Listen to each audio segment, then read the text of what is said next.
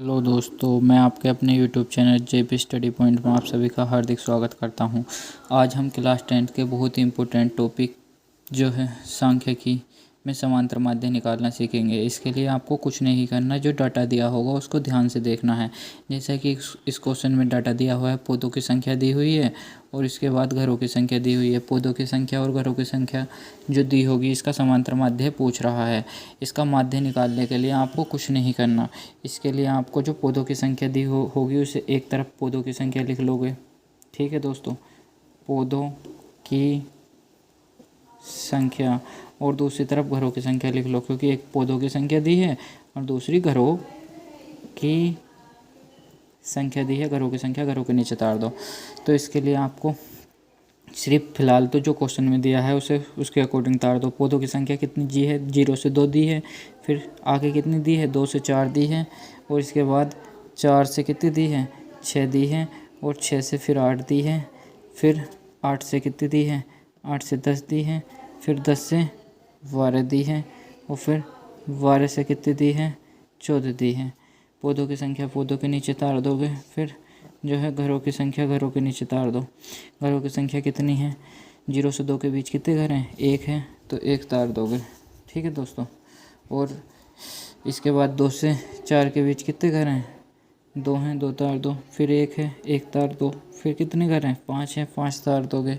और फिर कितने घर हैं? 6 घर हैं, तो इसके सामने 6 तार दो। फिर 10 से 12 के बीच में कितने घर हैं? 2 घर हैं, उसके सामने 2 तार दो। और फिर 12 से 14 के बीच में कितने घर हैं? 3 घर हैं, 3 तार दो। ये तो क्वेश्चन में ही डाटा दिया होगा, इसे आप टेबल में रख के बना लोगे। जो क्वेश्चन में डाटा दिया होगा उसे आप टेबल में रख के बना लोगे। इसका आपको क्या निकालना है? समांतर माध्य। इसका समांतर माध्य निकालने के लिए आपको कुछ नहीं करना। इसके लिए आपको जो है सबसे पहले थोड़ा क्वेश्चन के बारे में जानना होगा। इसमें जो ये वर्ग दे रखा है 0 से 2, 2 से 4, 4 से 6, इसे बोलते हैं वर्ग अंतराल। ठीक है दोस्तों, वर्ग अंतराल। इसको क्या बोलते हैं? वर्ग अंतराल। वर्ग अंतराल के बाद किसी भी चीज़ की जो संख्या मिलेगी उसे बारंबारता f बोलते हैं। क्या बोलते हैं? बारंबारता f। बारंबारता f के बाद आपको कुछ नहीं निकालना, x का मान निकालना है। किसका निकालना है? xi का मान निकालना है। xi का मान निकालने का बहुत ही सिंपल तरीका है। इसके लिए आपको कुछ नहीं करना।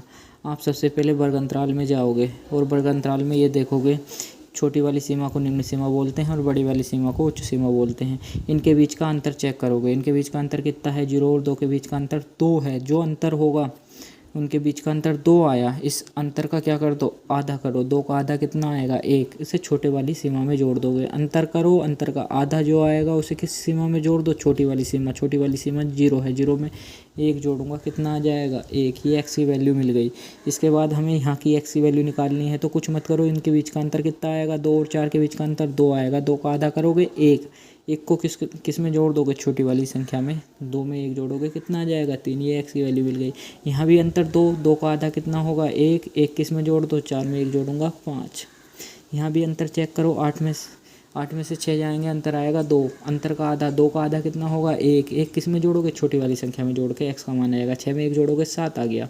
इसके बाद यहाँ भी अंतर 2। अंतर का आधा कितना बैठेगा? 1। 2 का आधा 1। 1 किस में छोड़ दो? छोटी वाली संख्या में। 8 में 1 जोड़ूंगा, 9। इसी तरह आगे से अंतर चेक करो। अंतर का आधा करो, छोटी वाली संख्या में जोड़ दो। 10 में 1 जोड़ूंगा, 11 आएगा। और 12 में 1 जोड़ूंगा, 13 आ जाएगा। इस तरीके से आप x निकाल लोगे। x के बाद आपको कुछ नहीं करना। x के बाद आपको fy इंटू xi निकालना है। क्या निकालना है? fy into xi। इसके लिए आपको एक तो f पता होना चाहिए और एक x। तो इसके लिए f और x पता होने चाहिए। f ये रहा, x ये रहा। अब जब इनकी मल्टीप्लाई करोगे f इंटू एक्स ही आएगा। तो fy इंटू xi निकालने के लिए f की मल्टीप्लाई x से कर दूंगा। 1 की गुणा 1 से करूँगा, 1 ही करना, 1 आ जाएगा। 2, f की वैल्यू 2 है, x की वैल्यू 3 है। इनकी मल्टीप्लाई करूँगा, 2 तिया 6 आ जाएगी। 1 की गुणा 5 से करूँगा, 5 ही करना, 5 आ जाएगा। 5 सत्ते 35 आ जाएगा। इसके बाद f की वैल्यू 6 है और जो है x की वैल्यू 9 है।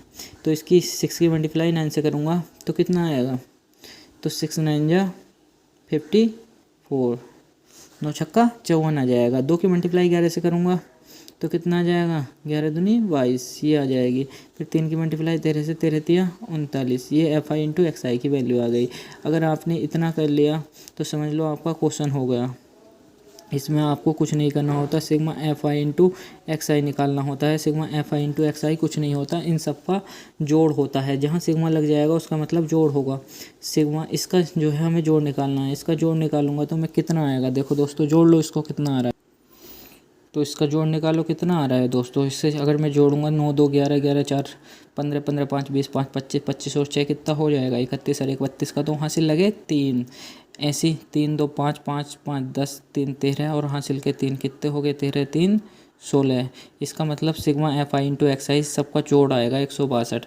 और इसके बाद जो है आपको सिग्मा एफ मतलब इस एफ का जोड़ निकाल लेना है। मैंने बताया सिग्मा का मतलब जहाँ भी सिग्मा या समीशन लगेगा इसका मतलब होगा इसका जोड़, यानी एफ का जोड़। इन सबको जोड़ोगे तो इसका मतलब 20 होगा, जो कि घरों की संख्या जो है 20 दे रखी है, जोड़ के लाओगे तो 20 आएगा। समांतर माध्य क्या निकलवा रहा है, माध्य। और कौन सी विधि से निकाल रहा हूँ, देखो दोस्तों साधारण विधि से। माध्य बराबर होता है साधारण विधि से फॉर्मूला। ये जो जोड़ निकाला था ना sigma F I into X I, उसे ऊपर रखो, और तुमने बाद में क्या निकाला था सिग्मा एफ, इसे नीचे रख दो। ये होता है साधारण विधि का formula, sigma F I into X I upon में सिग्मा एफ आई। इसके बाद sigma F I into X I की वैल्यू कितनी है 162, उसे ऊपर रख दूंगा। और नीचे समीशन एफ आई की वैल्यू कितनी दे रखी है 20, उसे नीचे रख दूंगा। अब 20 से जब आप इसे भाग दोगे तो दोस्तों ये 8.1 बार कट जाएगा, 8.1 आ जाएगा। यही आपका आंसर हो जाएगा। Thank you for watching. अगर वीडियो अच्छी लगे तो लाइक और चैनल को सब्सक्राइब ज़रूर करें।